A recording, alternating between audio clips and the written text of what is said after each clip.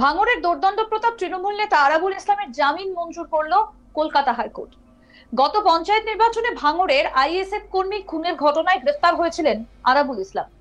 সেই মামলায় আরাবুল ইসলামকে জামিন দিল বিচারপতি অরিজিৎ বন্দ্যোপাধ্যায়ের ডিভিশন বেঞ্চ। এই ধরনের জামিনের ক্ষেত্রে কিছু শর্ত আরোপ করে আদালত। আরাবুলের আইনজীবী ফিরোজ এডুলজি বলছেন, কলকাতা হাইকোর্ট আরাবুল ইসলামের জামিন মঞ্জুর করেছে, তবে এরকম কাজ যাতে আর তিনি না করেন সে ব্যাপারে তাকে সতর্ক করা হয়েছে। কি বলছেন আরাবুল ইসলামের আইনজীবী, শোনাবো আপনাদের।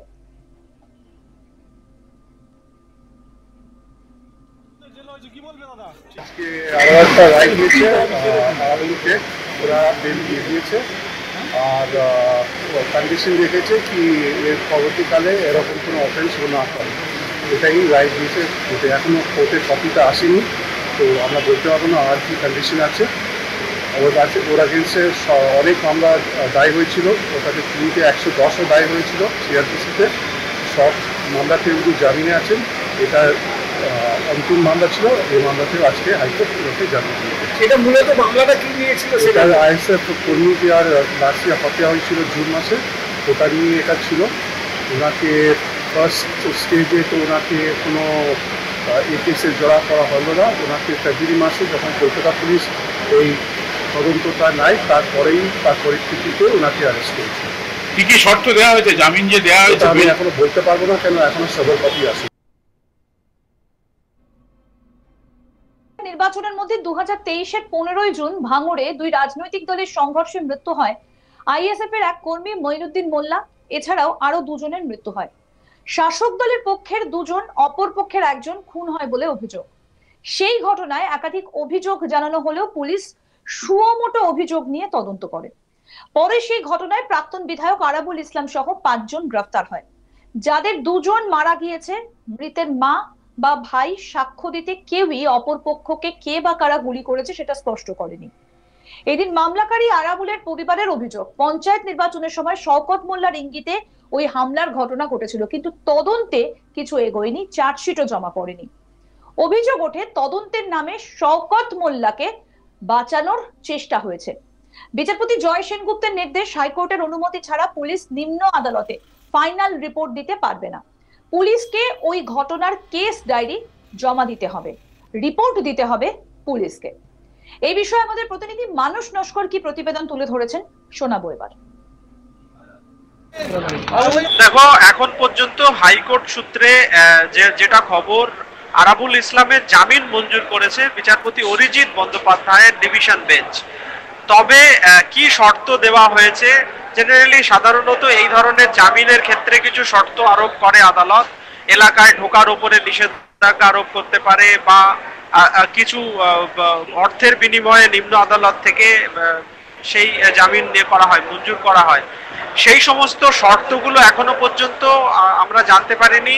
ওনার আইনজীবী যিনি ছিলেন ফিরোজ এডুলজি, তিনিও একটু আগে সাংবাদিকদের মুখোমুখি হয়েছিলেন।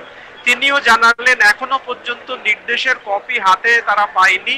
ফলে কি শর্ত দেওয়া হয়েছে, আদৌ কোনো শর্ত দেওয়া হয়েছে কিনা সেটা এখনো পর্যন্ত পরিষ্কার নয়। সেই জন্য তারা এই নিয়ে সাংবাদিকদের সামনে কিছু বলেননি। তবে আরাবুল ইসলামের জামিন মঞ্জুর করেছে কলকাতা হাইকোর্ট, এটা এই পর্যন্ত আমাদের কাছে এখন পর্যন্ত যা খবর। তার জামিন মঞ্জুর হয়েছে। তার জামিন মঞ্জুর করা হয়েছে গত বছর 15ই জুন, পঞ্চায়েত নির্বাচনের একেবারে শেষ দিন, মনোনয়ন জমা দেওয়ার যে শেষ দিন, সেই দিন তৃণমূল কংগ্রেস এবং আইএসএফ কর্মীদের মধ্যে একটা ঝামেলার ঘটনা ঘটেছিল। সেই ঝামেলার ঘটনায় মোট 3 জন মারা যান। তার মধ্যে একজন ছিলেন আইএসএফ কর্মী মহিউদ্দিন মোল্লা। তিনি তার মারা যাওয়ার ঘটনায় একাধিক ব্যক্তির বিরুদ্ধে এফআইআর দায়ের হয়েছিল বা অভিযোগ দায়ের হয়েছিল। সেই ঘটনায় চলতি বছরের 8 ফেব্রুয়ারি, ঠিক লোকসভা নির্বাচনের একেবারে মুখে, আরাবুল ইসলামকে গ্রেপ্তার করেছিল কলকাতা পুলিশ। তারপরেই তিনি বেশ কিছুদিন পরেই তিনি কলকাতা হাইকোর্টের দ্বারস্থ হয়েছিলেন তার জামিনের আবেদন নিয়ে। একই সঙ্গে তার বিরুদ্ধে দায়ের হওয়া এফআইআর এর খারিজের দাবিতেও তিনি মামলা দায়ের করেছিলেন। দুটো আলাদা আলাদা মামলা চলছিল কলকাতা হাইকোর্টের বেঞ্চে। একটা বিচারপতি বর্তমানে পুলিশ ইনঅ্যাকশনের মামলা দেখছেন, বিচারপতি সিনহা, অমৃতা সিনহা, তার বেঞ্চে সেই মামলা এখনো বিচারাধীন রয়েছে। আর একটা জামিনের মামলা যেটা ডিভিশন বেঞ্চে দায়ের হয়েছিল বিচারপতি অরিজিৎ বন্দ্যোপাধ্যায়ের ডিভিশন বেঞ্চে, সেই মামলায় আজকে জামিন মঞ্জুর করেছে ডিভিশন বেঞ্চ। নির্বাচনের মুখে ভাঙড়ের তৃণমূল নেতা আরাবুল ইসলামকে গ্রেফতার করেছিল পুলিশ এবং পরে তাকে ফাঁসানোর জন্য তার নামে আরো নতুন নতুন অভিযোগ দেওয়া হয়েছে বলে হাইকোর্টে দ্বারস্থ হন আরাবুল। আমাদের প্রতিনিধি প্রসেনজিৎ সাহা কি প্রতিবেদন তুলে ধরেছেন, এবার শোনাবো আপনাদের।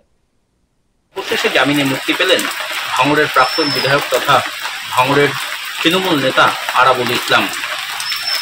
মঙ্গলবার কলকাতা হাইকোর্ট আরাবুল ইসলামের জামিন মঞ্জুর করেন। আর এই জামিনের সাথে সাথেই আরাবুল ইসলাম কার্যত জেল মুক্তি হবে আরাবুল ইসলামের, এমনটাই জানিয়ে দেওয়া হয় আদালতের তরফ থেকে। এর আগেও 9টি মামলায় জামিন পেয়েছিলেন আরাবুল ইসলাম। গত 8ই ফেব্রুয়ারি আরাবুল ইসলামকে গ্রেপ্তার করা হয়েছিল গত পঞ্চায়েত নির্বাচনে ভাঙড়ের বিজয়গঞ্জ বাজারে অশান্তি ছড়ানো, আইএসএফ কর্মীকে খুন সহ একাধিক অভিযোগে। আরাবুলের বিরুদ্ধে সরকারি সম্পত্তি ভাঙচুরের অভিযোগ ছিল। আরাবুলকে গ্রেপ্তারের পর তাকে নানান মামলায় জড়িয়ে দেওয়া হয়েছে বলে আরাবুলের পরিবারের তরফ থেকে আগেই অভিযোগ করা হয়েছিল। পুলিশ কার্যত অতি সক্রিয়তা দেখাচ্ছে বলেও আরাবুলের স্ত্রী জাহানারা বিবি তিনি হাইকোর্টের দ্বারস্থ হয়েছিলেন।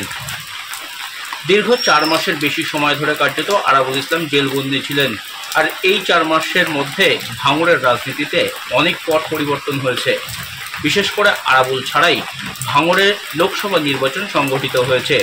সেখানে আরাবুলের মেশিনারি ছাড়াও ভাঙড় লোকসভা ভোটে কার্যত অনেক ভোটেই জয়লাভ করেছেন যাদবপুর লোকসভা কেন্দ্রের তৃণমূল প্রার্থী সায়নী ঘোষ। ভাঙড় বিধানসভা কেন্দ্র থেকে 50,000-এর মতো ভোটে কার্যত লিড দেওয়া হয়েছে এই তৃণমূল প্রার্থীকে। আর আরাবুল ইসলাম ছাড়াই কার্যত তৃণমূলের এই জয় কার্যত আরাবুলের গুরুত্বহীনতা ভাঙড়ে প্রস্ফুটিত করেছে, এমনটাই দাবি আরাবুল বিরোধীদের। দীর্ঘদিন ধরেই আরাবুল ইসলাম এবং শওকত মোল্লার মধ্যে একটা চাপা উত্তেজনা, একটা চাপা গোষ্ঠী সংঘর্ষ সেটা কিন্তু ছিল।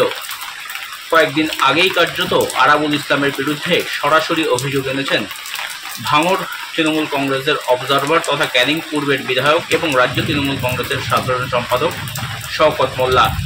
গত পঞ্চায়েত নির্বাচনে আরাবুল ইসলাম দলের টিকিট দেওয়াকে কেন্দ্র করে বিভিন্ন তৃণমূল কর্মীদের কাছ থেকে, বিভিন্ন প্রার্থীদের কাছ থেকে লক্ষ লক্ষ টাকা নিয়েছেন, এমনটাই অভিযোগ করেছেন শওকত মোল্লা।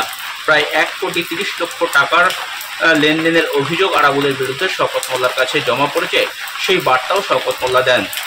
গত এপ্রিল মাসেই আরাবুলকে ভাঙড় পঞ্চায়েত সমিতির যে সভাপতি পদে আরাবুল ইসলাম ছিলেন সেখান থেকে তাকে সরিয়ে দেওয়া হয়।